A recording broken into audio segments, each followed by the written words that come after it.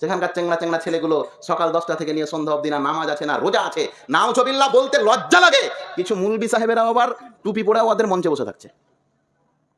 আশেপাশে অনেক ওলামায়ে কেরাম আছে, মাদ্রাসা আছে, আপনি ফতোয়া জিজ্ঞাসা করবেন। কি জাতিকে কি দিবে এরা? এই ক্রিকেট খেলা তোমাকে কি দিয়েছে? বাপদাদার খেলা শামসের গঞ্জ কাপ। মুসলমানদের আজকে ভুলিয়ে দেওয়া হয়েছে এই ক্রিকেট খেলা নিয়ে, হয়নি? মুলবি সাহেব ক্রিকেট খেলা হারাম কি? আমি বলেছি হ্যাঁ, ওই ক্রিকেট খেলা হারাম যেই ক্রিকেট খেলাতে টাকা দিয়ে বাজি হচ্ছে, টাকা দিয়ে বেট হচ্ছে, হয় না? কি হয়েছে? দিন রাত 24 ঘন্টা ওই যে ওইদিকে আঙুল করে আবার দেখা যাবে না, বাড়ি ফের আমার ওদিকে, বাড়ি ফের কি ওদিকে সবটি তখন তেরে মেরে করে ধরবে। তুমি ধরো গলায় যতদিন আল্লাহ তাআলা আওয়াজ দিয়েছে ততদিন বলতে থাকবো। ক্লাব ভিত্তিক যতগুলো খেলা হচ্ছে এই খেলাগুলি বর্বরতা, এই খেলাগুলি জাহিলিয়াত, এই খেলাগুলির সঙ্গে ইসলামের কোনো সম্পর্ক নেই। এক পর্যায়ের হারাম অবধি চলে যায়। কেন? চার আর ছক্কা মারতে গেলে সেখানে গান বাজে। কিসের কাজ ছিল? জাতির জন্য উন্নতি করতে গেলে কি ক্লাবের এটাই কাজ? সেখানকার চেংড়া চেংড়া ছেলেগুলো সকাল 10টা থেকে নিয়ে সন্ধ্যা অবধি না নামাজ আছে না রোজা আছে, নাউজুবিল্লাহ বলতে লজ্জা লাগে। কিছু মুলবি সাহেবেরা আবার টুপি পরে ওদের মঞ্চে বসে থাকছে। আশেপাশে অনেক ওলামায়ে কেরাম আছে, মাদ্রাসা আছে, আপনি ফতোয়া জিজ্ঞাসা করবেন। কি জাতিকে কি দিবে এরা? এই ক্রিকেট খেলা তোমাকে কি দিয়েছে? বাপদাদার খেলা শামসের গঞ্জ কাপ। সুবহানাল্লাহ। কি দিয়েছে তোমার জাতিকে? ওই যেদিন উদ্বোধন হবে কচি কচি বেটি ছেলেগুলোকে দিয়ে নাচ করাবে, ডান্স করাবে, আর তোমার মতন কুলাঙ্গারেরা উপর দিয়ে দেখে বলবে পাপের কি আছে? বিটি ছেলে দেখা তোমার কাছে পাপের কিছুই নয়। পাপের কি আছে? আবার অনেক মাদ্রাসার ওলামায়ে কেরামকে দেখতে পাওয়া যায় ওই সংগীতি মঞ্চে। প্রিয় ভাই, মনে রাখবেন নবী মুহাম্মদ রাসূলুল্লাহ সাল্লাল্লাহু আলাইহি সাল্লাম স্পষ্ট বলছেন, তোমরা কি জানো জাতি ধ্বংস কিসে হবে? তোমরা কি জানো এই জাতি ধ্বংস কিসে হবে? সাহাবায়ে কেরাম বললেন, আল্লাহর নবী আমরা তো জানি না ধ্বংস কিসে হবে জাতি, এই মুসলিম উম্মাহ ধ্বংস হবে কিসে? আল্লাহর নবী বললেন, ধ্বংস হবে তখন যখন এমন শাসকের অনুসরণ করবে যেই শাসক মানুষকে খারাপ পথের দিকে আহ্বান করবে।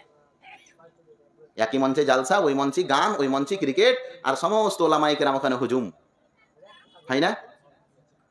ওই গেটই খুলবে না, দেখবেন এখন কিছু লোকের ছবি আছে, কিছুদিন পরে ফের আরেকটা ছবি টাঙ্গবে ওই গেটেই, আর ফতোয়া জিজ্ঞাসা করছে যে হারাম না হালাল।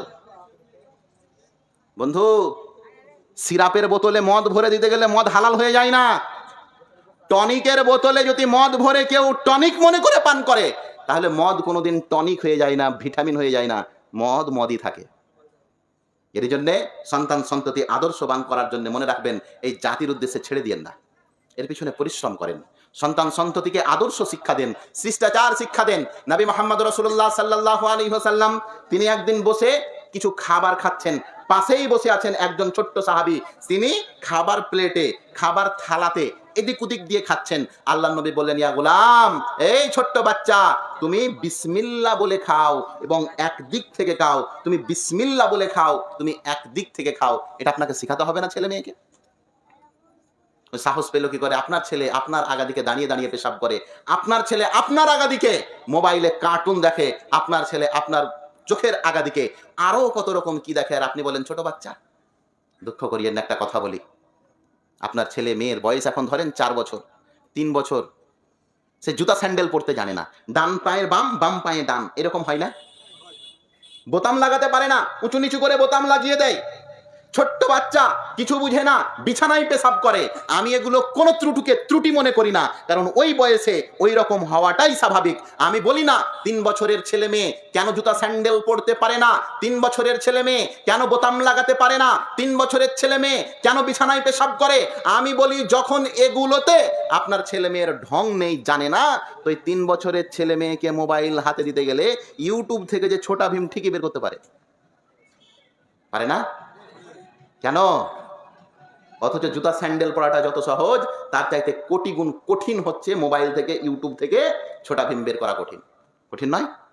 একটা মোবাইল থেকে কোনো অপবিত্র না পাক শফিকের ভিডিও বের করা যতটা কঠিন, যতটা সহজ, তার চাইতে কোটি গুণ সহজ হচ্ছে বোতাম সুন্দর করে লাগানো, ঠিক ঠিক ঘাটে বোতাম লাগানো, এটা ওর চাইতে সহজ। কিন্তু এটা পারে না, ওটা পারে কেন? প্রিয় মা বোন, হে প্রিয় ভাই, আমি আপনাদেরকে বলছি, আদর্শ সন্তান আল্লাহর পক্ষ থেকে একটা নিয়ামত। ছোট করে দেখলে হবে না। কে বলেছে আপনাকে ডিহি ডব্বর সম্পত্তি? কে বলেছে জমি জায়গা টাকা ব্যাংক ব্যালেন্স এগুলো হচ্ছে আপনার সম্পত্তি? আখেরাতের পুঁজি, আখেরাতের সম্বল না বন্ধু, কিচ্ছু আপনার পুঁজি নয়। আপনার পুঁজি ওটি যেটি নিয়ে আপনাকে কবরে পুঁতে দেওয়া হলো। আপনার পুঁজি ওটি যেটি দুনিয়াতে থাকতে আপনার জন্য দোয়া করবে। আপনার জন্য পুঁজি ওটি যেটি আপনার কবরের পাশে গিয়ে আপনার জন্য দোয়া করবে। পৃথিবী সাক্ষী আছে, কোটি কোটি সম্পত্তি আপনাকে সেই লাভ দিতে পারবে না যেই লাভ আপনার ছেলে আপনার কবরে গিয়ে দুই চোখের পানি ফেলে লাভ দিতে পারবে। কোথায় আদর্শ সন্তান? কোথায় সেই সন্তান যেই সন্তানকে ইব্রাহিম নবী বললেন, ইয়া বুনাইয়া, হে আমার কলিজার টুকরা, আমি স্বপ্নে দেখছি আনতাযবাহুকা, তোমাকে কুরবানি করছি। হে আমার সন্তান, আমি স্বপ্নে দেখছি তোমাকে কুরবানি করছি। ফানদুর মাদা তারা, হে আমার বেটা, হে আমার পুত্র কলিজার টুকরা, আমি যে স্বপ্নে দেখলাম তোমাকে জবাই করছি, বলো তো এই স্বপ্নের ব্যাখ্যা কি হতে পারে? বলো তো এই স্বপ্নের পরামর্শ আমাকে দাও তো। এই স্বপ্ন দেখা মানে কি? পুত্র ইব্রাহিমের ইসমাইল বুঝে ফেলেছেন আমার পিতা হচ্ছেন নবী। আমার পিতা স্বপ্নে দেখেছেন যেটা, তার মানে হচ্ছে আল্লাহ আমাকে কুরবানি করার কথা বলেছে। শুনেননি ঘটনা? কি হয়েছিল? একটা বাক্য, যেই হাদিসে এসছে অনেকবার স্বপ্ন দেখেছিলেন ইব্রাহিমের না। একজন নবীর একবার স্বপ্ন দেখাই যথেষ্ট। পুত্রকে কি বলেছিলেন? পুত্র, বেটারে, আমি স্বপ্নে দেখলাম তোমাকে কুরবানি করছি, বলো তো তোমার কি? বেটা কি বলেছিলেন? সাতাজাদনি ইনশাআল্লাহু মিনাস সাবিরিন। আব্বু, আল্লাহ আপনাকে যেটা দেখিয়েছে সেটা হচ্ছে ওহী, আপনি ওটা করেন, আপনি আমাকে ধৈর্যশীলদের অন্তর্ভুক্ত পাবেন। বলেন আজকে আমার আর আপনার পরিবারের অবস্থা কি?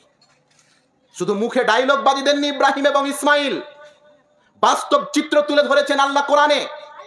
এই বাপ বেটার কথা আল্লাহকে এত ভালো লেগেছে, এই বাপ বেটার কর্ম আল্লাহকে এত ভালো লেগেছে, আল্লাহ কোরআনের মধ্যে জায়গা দিয়েছেন এই বাপ বেটার কাহানি, এই বাপ বেটার কৃত্যত্ব, এই বাপ বেটার কাজকর্ম। দেয়নি? বেটা শুয়ে পৃথিবীর চাইতে বড় উদাহরণ কি হতে পারে আদর্শ পিতা এবং আদর্শ সন্তানের জন্য? হে পিতা, আমি আপনাকে বলছি, ইব্রাহিমকে আপনি দেখুন। হে ভাই, আপনি পুত্র হিসাবে আপনাকে বলছি, ইব্রাহিমের পুত্র ইসমাইলের অনুসরণ দেখুন, নিজের বাপের জন্য কি রকম ব্যবহার ছিল। আজকে আমার আর আপনার? আপনি ফের মৌলভী সাহেবের বক্তব্য শুনে গিয়ে বাড়তে বলিয়েন না যে ইব্রাহিম নবীর ঘটনাটা শুনেলে রে, যে ইব্রাহিম নবী বাপকে বেটাকে জবাই করতে চেয়েছিল, তো বেটা গলা আগিয়ে দিয়ে দিয়েছিল কাটোজি আব্বা। এ কথা বলিয়েন না। তো রান্নাঘরে ছেনি কাতি সব সেমটা রাখবে, বাক্সতে ভরে রাখবে, কে জানি এই বুড়ার কখন যে মন হয় পরীক্ষা নিয়ে নিবে বেটার। না, আমাদের সমাজে এইরকম পুত্র আছে, এইরকম ছেলে আছে যারা নিজের মাকে মা বলে না, শাশুড়ি মা হয় আম্মা জান। নেই এরকম? নিজের মাকে মা বলে না, শাশুড়ি হয় কে? আর এত বেহায়া নালায়েক বাত্তামিজ শ্বশুরেরা, মানে পাই জয়বের জামাই আছে তয়বের লাট্টু লুঙ্গি আর ইসমাইল লুঙ্গি, জয়বের জামাই আছে শাশুমার জন্য মিনু শাড়ি আর বন্ধনা শাড়ি। শোনেন, আপনাকে শ্বশুর হিসাবে বলি, যেই জামাই আপনাকে লুঙ্গি নিয়ে এসে বারবার দিয়ে তাকে একবার জিজ্ঞাসা করিয়েন, ও বাবা, আমার মতন বুড়া একটা তোমার বাড়ি তো আছে? নেই?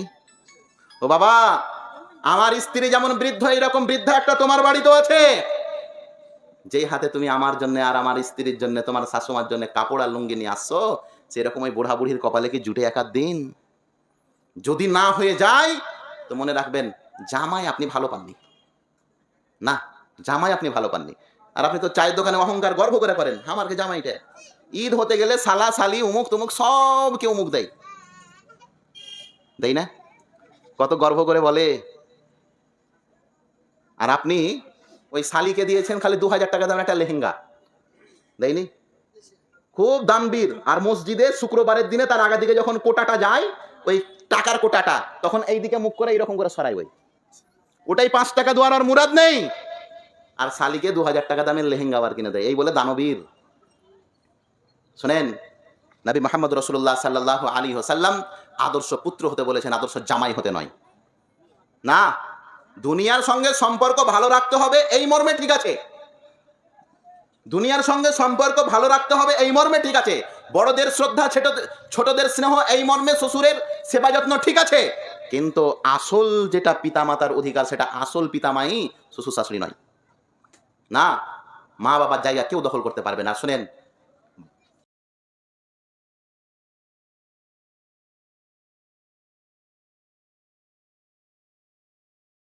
টুকরা, আল্লাহর নবীর কলিজার টুকরা ফাতিমা বিনতে মুহাম্মদ রাদিয়াল্লাহু আনহা। আপনার ইলমে ইজাফার জন্য বলি, আল্লাহর নবীর সন্তান সন্ততি ছিল খাদিজার মাধ্যমে মোট সাতটি।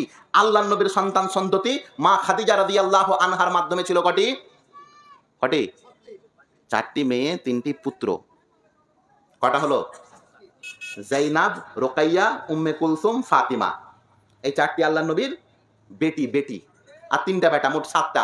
শোনেন, আল্লাহর নবী জীবিত অবস্থায় এই 7টা বেটা বেটির মধ্যে 6টা ইন্তেকাল করেছিলেন। শুধু আল্লাহর নবীর পরে ইন্তেকাল করেছেন বেটা বেটির মধ্যে শুধু ফাতেমা। বুঝতে পারলেন না কথা? আল্লাহর নবীর সন্তান সন্ততি কটা? তার মধ্যে আল্লাহর নবীর আগেই মারা গেছে কটা? 6টা। শুধু ফাতেমা বেঁচেছিল। এই ফাতেমাকে আল্লাহর নবী এত ভালোবাসতেন, কোন জায়গা গেলে আগে ফাতেমার বাড়ি যেতেন, তারপরে অন্য জায়গা যেতেন। আবার বাড়ি আসতে গেলে আগে নিজের বাড়ি আসতেন না, আগে ফাতেমার বাড়িতে একটু বসতেন, দিয়ে নিজের বাড়ি আসতেন। এত ভালোবাসতেন এই ফাতিমাকে। আল্লাহর নবী যখন আলীর বাড়ি পাঠালেন ফাতেমাকে বললেন, ফাতেমা, আলীর কাছে তুমি এমন কোনো জিনিস চেও না যেটা আলীর সমর্থের বাইরে। ও পিতা, আপনি কি শুনতে পেলেন আমার কথা? আপনার মেয়ে জয়বার আপনার বাড়ি আসে, খালি 5,000 টাকা দামের শাড়ি পরে আসে। একবারও আপনি জিজ্ঞাসা করলেন না, আমার জামাই তো মাসে 10,000 টাকা ইনকাম করে, তুমি 2 মাস পর পর আমার বাড়ি আসো, তো 5,000 টাকা দামের কাপড় পাস কোথায় রে তুই রে? লাগবে না গায়ে? আল্লাহর নবী যদি তার কন্যাকে ফাতিমাকে বলতে পারে, ফাতিমা, আলীর কাছে এমন কিছু জিনিস চেও না, এমন কোন জিনিস চেও না যেটা আলীর ক্ষমতার বাইরে, এমন কোন জিনিস চেও না যেটা আলী দিতে পারবে না। আম্মা জান খাদিজা রাদিয়াল্লাহু তাআলা আনহা এমন আদর্শিতা ছিলেন যে কন্যা সন্তান ফাতেমার মতন জন্ম দিয়ে এই দুনিয়া থেকে গত হয়ে গেছিলেন। আলী রাদিয়াল্লাহু তাআলা আনহু বলছেন, ফাতেমা যতদিন আমার বাড়ি থেকে এসছে, আল্লাহর নবীর বেটি হওয়ার পরেও, এত মর্যাদাশীল হওয়ার পরেও, জান্নাতি মহিলা হওয়ার পরেও আমার বাড়ি এসে জাঁতা পিছে পিছে হাতে ফোঁসকা পড়ে যেত। আল্লাহর নবীর বেটির গল্প বলছি, এটা আমার আপনার বেটি নয়। আল্লাহর নবীর মেয়ের ব্যাপারে তার জামাই আলী বলছেন, হাতে ফোঁসকা পড়ে যেত ফাতেমার। ফাতেমা কোনোদিন ভালো পোশাক পরতে পায়নি, আমার বাড়ি এসে আলী বলছেন। আদর্শ সন্তান হিসাবে, আদর্শ পিতা হিসাবে কি এটা আপনার করণীয় নয় যে আপনি ওই সমস্ত সবকগুলো দিবেন, যেই সবক, যেই দর্শ, যেই কথা আল্লাহর নবী নিজের কলিজার টুকরা ফাতেমাকে বুঝিয়েছিলেন? হে প্রিয় পিতা, আমি আপনাকে যে কথা বলতে চাইছি, আদর্শ পরিবার গঠনে সিংহভাগ ভূমিকা থাকবে পিতা এবং মাতার। সিংহভাগ ভূমিকা আপনার থাকবে। আল্লাহর নবী মুহাম্মদ রাসূলুল্লাহ সাল্লাল্লাহু আলাইহি ওয়াসাল্লাম সন্তান সন্ততি প্রতিপালনের প্রথম যেটা ধাপ, সেটা হচ্ছে সন্তানকে আদব কায়দা শিখাতে হবে, সন্তান সন্ততিকে নিয়ম কানুন পদ্ধতি শিষ্টাচার শিখাতে হবে। আল্লাহর নবী বলেন, লাইসা মিন্না মান লাম ইয়ারহাম সাগীরানা ওয়া লাম ইউআক্কির কাবীরানা। সে উম্মতে মুহাম্মাদিয়া, তথা আল্লাহর নবী বলছেন, আমার উম্মত তারা নয় যারা বড়দের সম্মান করে না, ছোটদের স্নেহ করে না। যারা ছোটদের স্নেহ করে না, বড়দের সম্মান করে না, তারা আমার উম্মতের মধ্যে নয়। কত বড় সাহস আপনার বৌমার! আপনার বৌমা আপনার পোতাকে আপনার কাছ থেকে জোরে করে হাত ধরে টেনে নিয়ে চলে যায়। এটা কি আদর্শ? মনে রাখবেন, বৃদ্ধ অবস্থাতে, বুড়া যখন মানুষ হয়ে যায়, তার 1 নম্বর বন্ধু হয় তার পোতা। বুঝতে পারলেন না? মানে ওরও কাজ নেই, আরও কাজ নেই। বুড়া হতে গেলে ওকে কে কাজে নেবে? ওরও কোনো কাজ নেই, বাড়িতে বসে থাকা, আর এই ওর কোনো কাজ নেই। আপনি বিশ্বাস করেন, বৃদ্ধ অবস্থায় মানুষ বেটাকে তত ভালোবাসে না যতটা ভালোবাসে নিজের পোতাকে। বন্ধু হয়ে যায় তারা, হাট যাবে একসঙ্গে, ঘুমাবে একসঙ্গে, রুটি খাবে ওকে খাইয়ে দেবো, ওকে খাইয়ে দেবে। এমন পরিবেশ আমরা গঠন করেছি, সেই পরিবেশে শান্তি নাই। আদর্শ কোথায় পাবেন আপনি? আদর্শ তো কোনো গাছ থেকে পড়ে না, আদর্শ তো কোনো গাছে ধরে না, আকাশ ছিদ্র হয়ে পড়ে না। আদর্শ গঠনের জন্য আপনাকেই পরিশ্রম করতে হবে। আপনি পরিশ্রমের ফল স্বরূপ পেয়েছেন। যেমন আমি আপনাকে খাদিজাকে বললাম, আদর্শ শিখিয়েছিলেন আল্লাহর নবী স্বয়ং মুহাম্মদ রাসূলুল্লাহ সাল্লাল্লাহু আলাইহি ওয়াসাল্লাম। আল্লাহ নবী বললেন, সে আমার উম্মতের মধ্যে নয় যে বড়দের সম্মান করে না, ছোটদের স্নেহ করে না। এর জন্যে আপনার ছেলেকে শিখাবেন, এটা তোমার দাদু হয়, তার সামনে বেয়াদবি নয়। এটা তোমার কাকু হয়, তার সামনে বেয়াদবি নয়। পাড়ার রাস্তা দিয়ে চলছেন, দেখতে পাচ্ছেন মুলবি সাহেব, আপনি সালাম দিবেন, আপনি ভালোভাবে কথা বলবেন, এটাই শিখবে আপনার বেটা, এটাই শিখবে আপনার কন্যা, এটাই হবে আপনার নাজাতের মাধ্যম। ভালো লোকদের সঙ্গে ভদ্রভাবে কথা বলবেন। আপনার কোলে আছে মেয়ে, আপনার কোলে আছে ছেলে, আপনি বাইকে যাচ্ছেন, সাইকেলে যাচ্ছেন, হেঁটে যাচ্ছেন, আশেপাশের মুরব্বিদের সঙ্গে সালাম বিনিময় করে তাদের ভালো মন্দ জিজ্ঞাসা করছেন। আল্লাহর কসম এই কথা আপনার ছেলে এবং মেয়ের অন্তরে আঘাত করবে। আব্বু এই লোকটাকে দেখে সম্মান করত, আমারও প্রয়োজন এই লোকটাকে সম্মান দেওয়া। এগুলোই তো শিখবে, কারণ সন্তান সন্ততির সঙ্গে দিলের টাচ থাকে পিতামাতার। দেখবেন বাপ মা যা করে ছোট ছোট ছেলেগুলো ওগুলোই করার চেষ্টা করে। এর জন্য আদর্শ সন্তান গঠনের জন্য প্রথম আদব কায়দার ব্যাপারে কোনো কম্প্রোমাইজ করবেন না। 2 শিক্ষা, ইলিম, এটা খুব বড় ভাইটাল জিনিস এখন। কি